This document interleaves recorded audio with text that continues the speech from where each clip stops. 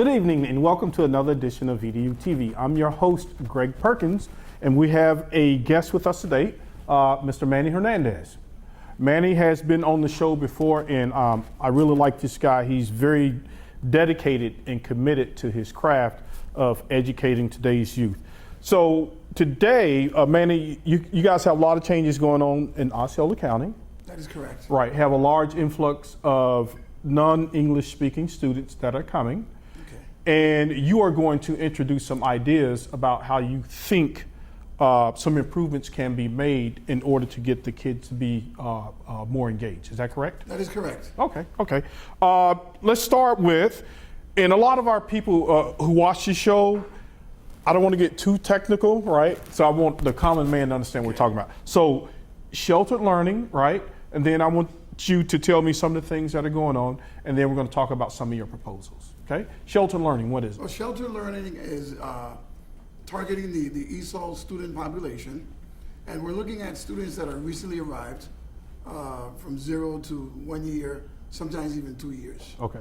So these ESOL students are given the opportunity to have a bilingual teacher, a teacher that can speak their native language, or in many cases, an ESOL assistant that can help translate and help them develop the language skills that they need and learn. That's got to be pretty challenging for teachers, right? Because you're an English language arts teacher, but yet you also, with the standards, the kids, they have to learn their normal English, and then some of the kids don't speak in English, and you still have to teach them in order to bring them up to speed too.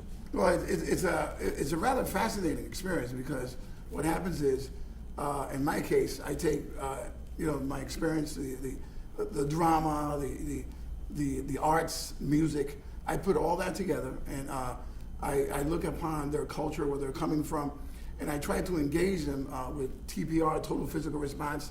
I mean, it's what is that, total physical response? It's using the expression, the body expression. Okay, the arts. Okay. Yeah, and taking it, teaching English in a very different way, very slowly, pronouncing very clearly, making sure that everyone in the classroom is engaged.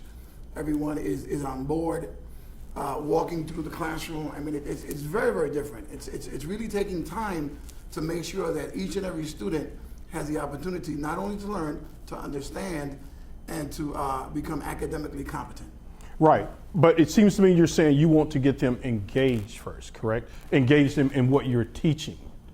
Yeah. To make the learning experience one that, because I was doing some reading before you came here, to make the learning experience one that they can identify with, because you're talking about infusing some Hispanic culture in a sense. That seems to be where most of the kids are coming from. So talk to me about that. Well, one of the things that I do every day, constantly, is to activate prior knowledge.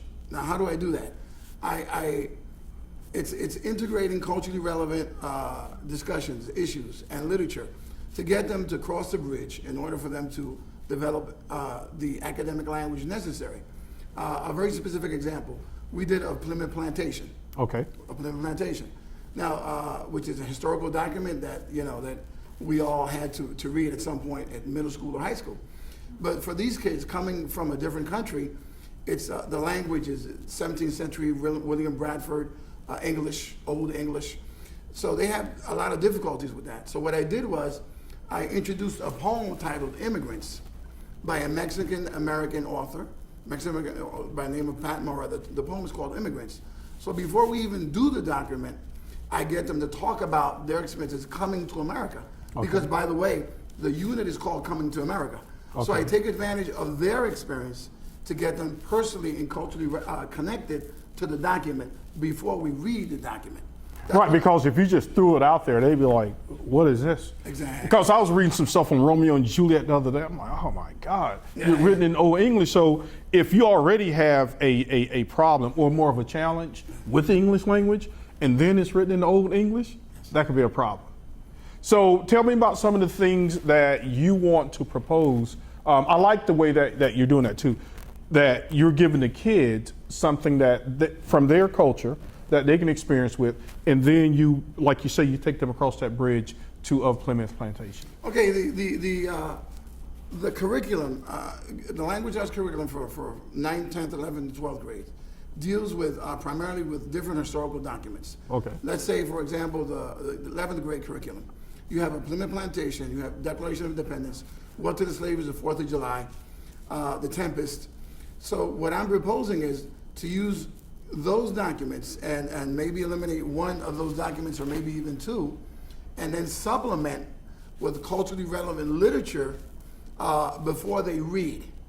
Okay. So it's before they read, that, in other words, to engage, to activate their interests. Right, their knowledge, their background. It's a hook. Right, okay. It's your hook. So once you have them engaged, although they're going to continue to have difficulties with the historical document, something automatically in their brain cells is going to be activated.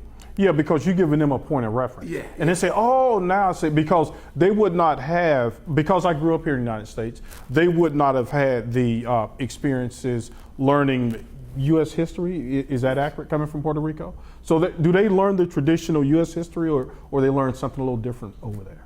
Well, coming from different countries, I can only talk about Puerto Rico. Right. And in Puerto Rico, none of these historical documents are discussed in the classroom. Wow. None whatsoever.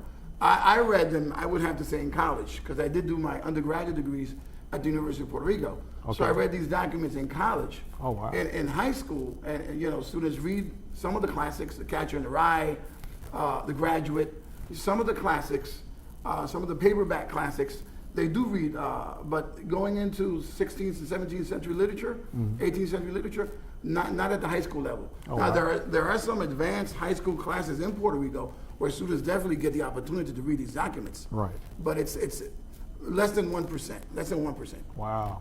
So that's a complete new learning experience when they come here learning because even a lot of American kids struggle with U.S. history. And then not only that, Greg, when you these kids, the kids that I have, college, high school kids, 15, 16, 17-year-olds, their parents decide to bring them here at this stage of their lives where they're almost completing their high school studies. So according to studies, and it takes at least a year for them to get out of that culture shock. Right, yeah. So in that year, I have them in the classroom.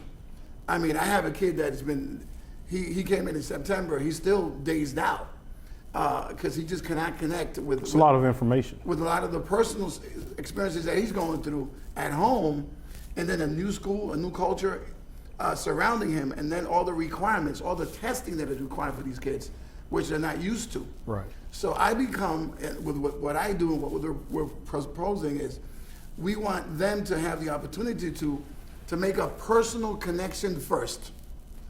That's very important. That personal connection is going to give them the opportunity to connect to their culture. That's number two. And from there, then they're going to be able to walk across the bridge and pay the toll and understand, in principle, the documents that they need to understand and to read in order to develop academic achievement and be academically competent and get them ready for the standardized tests that they need to take. Right. So there would be some books, like currently on the list of books for this class, right?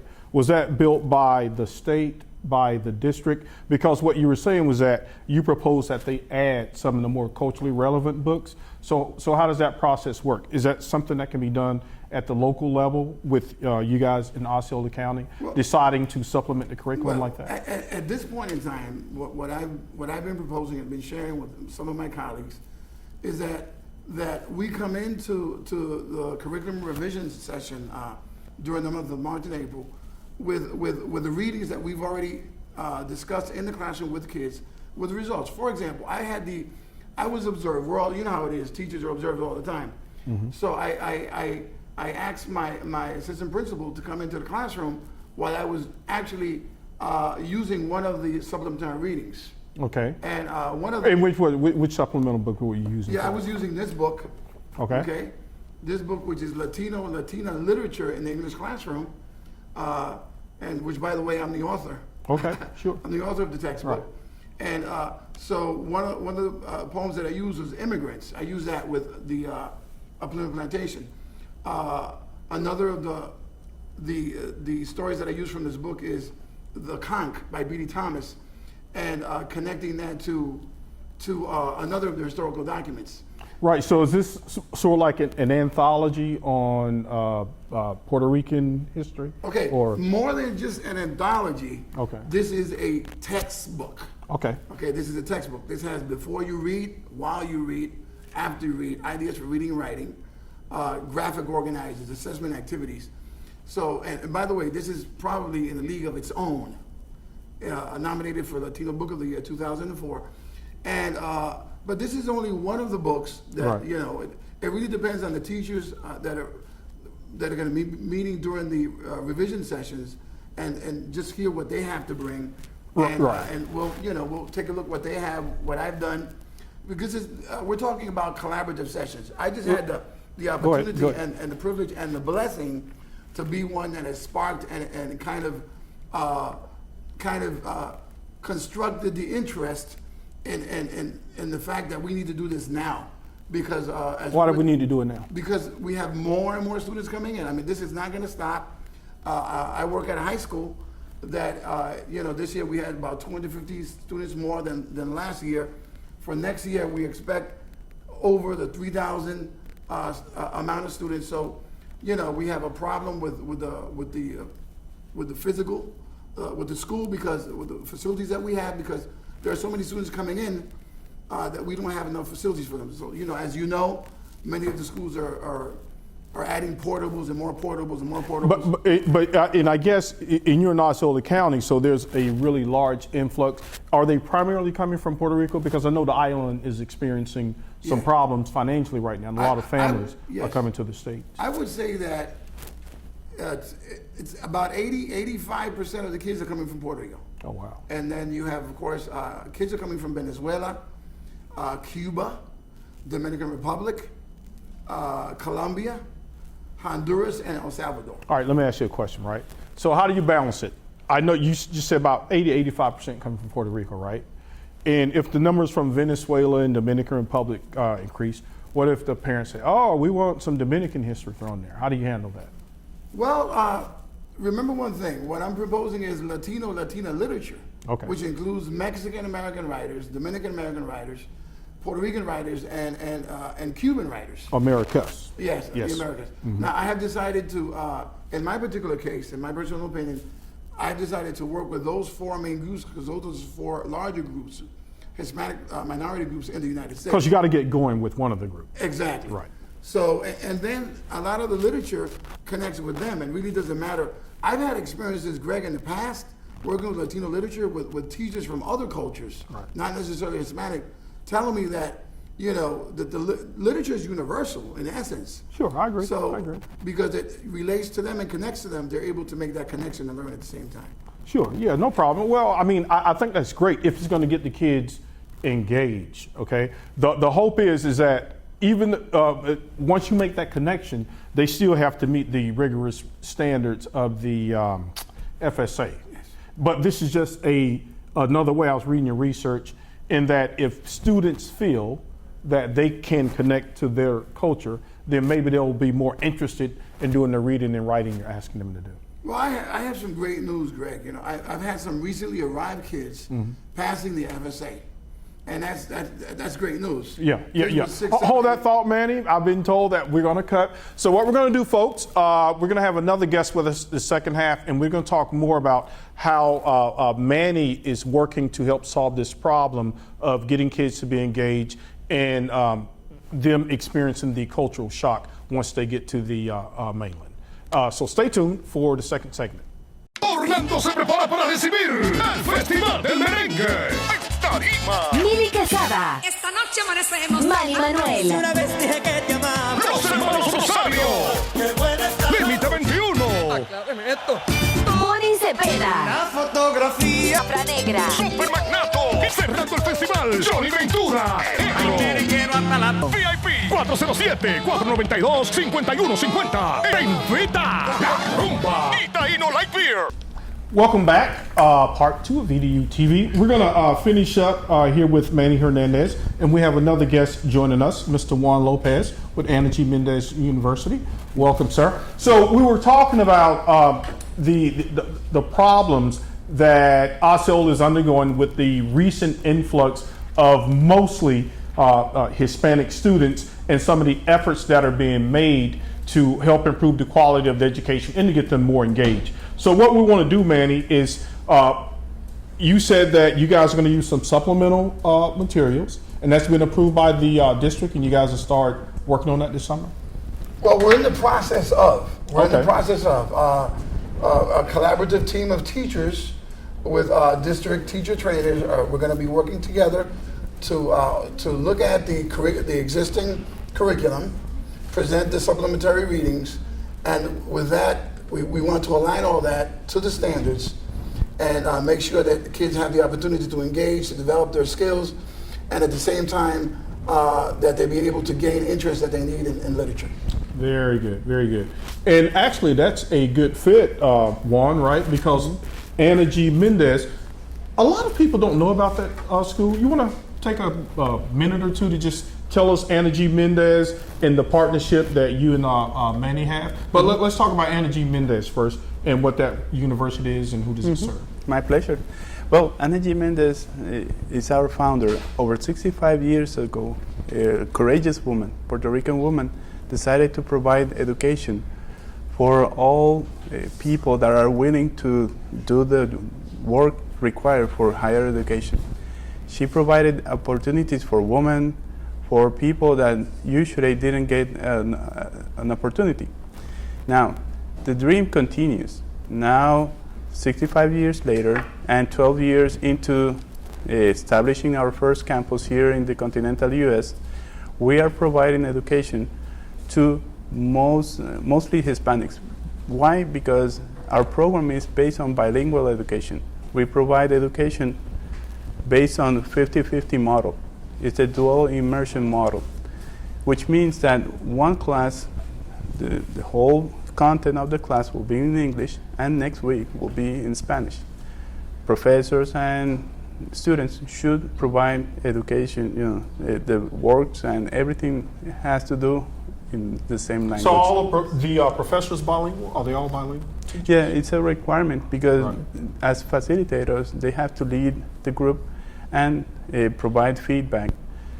Content is evaluated at 70%, and language skills are 30% of your grade or your score. Okay. And is it a traditional university where you can get a 2-year degree and a 4-year degree or certifications? What do you guys focus on? Yes, we're a traditional university in the sense of associate degrees, bachelor degrees, and master degrees. In Puerto Rico, we have doctoral degrees. Okay. But in this context, we provide education in an accelerated format, which means that it's an intense day, but you only go one day. Okay. It will be 4 hours of continuous teaching, and then you continue your work through Blackboard, which is a virtual So you guys have classroom. some online components too? Yes, Online too? it's important. We provide the latest in terms of technology. We even encourage students to send information instead of text, instead of typing the message, they have to say it. Okay. Yeah, it gives them a chance to practice their bilingual skills. Now, have you guys seen an increase? Because it seems that Central Florida, the population of Hispanics, like Manny was saying earlier, coming from Venezuela, Puerto Rico, have you guys noticed any growth or additional requests? Yes, as a matter of fact, we have 5 campuses. Oh, wow. 3 in Florida, 1 in Washington, D.C., and another in Dallas. Oh, so wow. the overall vision of the President Mendez is to continue to provide education to communities in the United States. That is completely awesome. We had a gentleman on here last week from H. Creo, and there are advocates now, even starting at the elementary level, and they're advocating for Hispanic parents because they were saying that they wanted to increase the number of Hispanics who were receiving their formal education. Because nowadays, guys, that's very important in the society because everything's so technical. So you have to have some form of education just beyond the high school level. So, and I would imagine that you're telling a lot of your kids that are coming over, like a lot of those manual jobs that people would normally go after. Oh, another thing concerning what you just said is that it is, studies reveal that, a college graduate is going to earn a lot more than a high school graduate. And especially, in Florida, students that are not able to graduate. I ran into one of those students just a couple of weeks ago. We were out for lunch at a place where we were having lunch at the cash register. I noticed the voice and one of my ex-students. She's working in a fast food. Now, she hasn't been able, a year after graduation, she still has not passed the FCAT. So she still doesn't have the ticket to watch the show. So she because she hasn't passed the FCAT, she's not able to study at a college. She's not able to register at a college in the area. Wait a minute, she's already graduated and she still hasn't passed the FCAT? She finished the required credits for graduation. Right. But if you don't pass the FCAT, now it's the FSA, you cannot study at the college level. Well, she can take the GED, can't she? I think that may be an option. I don't know. We'll investigate that afterwards, right? Because I feel sorry for the young lady.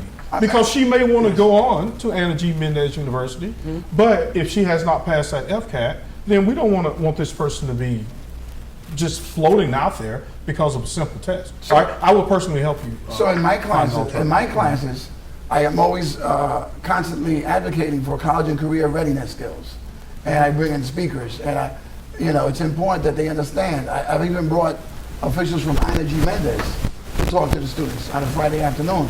It's important that students understand and that college is not only a requirement, but if they don't graduate from college, they can get the knowledge that they need that's first, second, or third year. That's going to open the door for them so that they can do something else. Right, but in her case, this poor young lady, she can't even get into college because she hasn't passed the FSA. See, I don't like that. This is not happening. We'll talk after the camera and we'll get this young lady some help. That's what we do here on EDuTV. Okay, you guys have an event coming up celebrating the culture and birth of a Rican? Birth of a Rican, yes. All right, what do we got? Tell us. Well, on April 2nd, Anna G. Mendez is going to be sponsoring an event that we're calling the Birth of a Rican. The migration cycle repeats itself. Okay. It's going to be a live event, and there's going to be streamlining. And one of the things about the event about the book is that this book, which I wrote 5-6 years ago, is about my parents moving to New York in the 50s and 60s, and making a connection with that migration cycle and the current one here in Central Florida. What was the first migration cycle? Well, the first major Hispanic migration cycle was after World War II. After World War II, when hundreds of thousands of Puerto Ricans and other Hispanics, moved to New York, New Jersey, Pennsylvania, Connecticut. Why did they select such a cold place coming out of a tropical climate? Well, climate? Is that where the jobs were? That's where the factory jobs. That's I particularly at the age of 15. After my parents moved to Puerto Rico when I was 11, when I was 15, I went back to New York to work in a factory. Okay. All right, because Florida was in stages in the 70s and 80s. Yeah, because Florida's never had any big industry aside from the farming industry, and you really can't make a lot of money. So during that presentation, we're going to be select specific chapters. We're going to look at themes that connect with the current migration trend and the current migration cycle, and have the audience come in, share their experiences, and have the live audience as well, but be able to call in and connect with us as well. So we intend to really make this an event of So that's April 2nd? Yes. At Anna G. April Mendez? 2nd at 10 a.m. from 10 to 12. Okay, and who's invited to this? Everybody? The community. We're all welcoming everybody. And we will have also a Ustream channel. Okay. So if you can make it, at least you can go online and participate and interact with the community. Are you seeing that you guys, with a lot of the people that are coming from Puerto Rico, how do you balance adapting the American culture and what's required, but yet maintaining your culture? How do you do that? Either one of you guys can take that question. Well, it's a constant influx of ideas and exchange and experiences. Actually, right now there are more Puerto Ricans out of the island than in the island. So oh, really? Wow. Yes. So there are more Puerto Ricans here on the mainland than on the actual island. Wow. So the economic impact and the opportunities, we try to connect with the community. Most Puerto Ricans come here because, among other things, the climate is good, but they have someone who has already been here. A relative or a friend. So there's a connection to someone in the community that will open up an opportunity, and they will come. From there, they move around, they find places to go or things to do.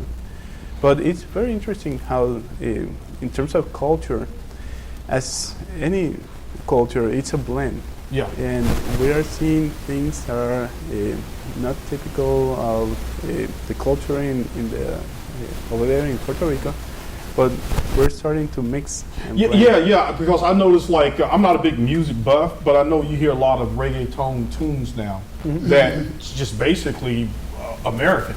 And I'm also starting to see a lot more Hispanic restaurants. The food is outstanding, by the way. I love, I don't know, that whole Caribbean, like I like Jamaican food and I like Puerto Rican food. So maybe I must have some of that in my blood somewhere because I just love that food, man. But from a school perspective, Manny, are you getting not are you personally, but do you think there are efforts that are being made? Are you getting the support you need to kind of help fix some of these problems that the kids are facing? Well, you know, I have to say that slowly, steadfastly, and gradually, I have seen the opportunity to contribute in different areas like curriculum. Just last year, we celebrated the Hispanic Day, the Hispanic celebration, and I know that other colleagues are doing the same in other schools. You see more Hispanic kids participating in the arts, in chorus, in music, in band, in sports. And so I have to say that it's going to take a little while because the problem that we're having is too many kids coming in at once, and then very little alternatives to actually help them. So there's one thing is the offer, another thing is the demand. Right. Let me ask you guys this: from the university level, also the high school, are there enough bilingual Hispanic teachers to go around and fill the need of filling a lot of these teacher positions and professor positions? Well, at this point, counties are recruiting, and they have special interest in recruiting bilingual educators. Right, but what I'm saying, are there enough people? We have about a minute left here. Are there enough people? Are you finding enough people to recruit, though? Like, I would imagine, because this has got to be happening, in California, New York, and Florida, and Texas, so everybody's got to be fighting for the same people, right? Yes, we also have other districts, from outside of the state, visit our facilities and evaluate the potential to hire on the spot. Very good. Students, bilingual students. All right. So bilingual teachers, if you don't have a job, you're looking for a job, right? We got Angie Mendez here. What about from the district level? Are you seeing enough teachers there to work with the kids? There's never going to be enough, but I have seen lately a lot of bilingual teachers are being hired. Right. And because of the economic situation in Puerto Rico and in other countries, you also have professional teachers applying for jobs. I did that a couple of years ago. Okay, all right. I know you could go on, but we have to close here. So the event is what, April 2nd, what time? From 10 a.m. to 12. 10 a.m. at Angie Mendez, Birth of a Rican. Yes, the migration cycle repeats itself. All right. Thank you guys for joining us for another edition of EDuTV. Good night.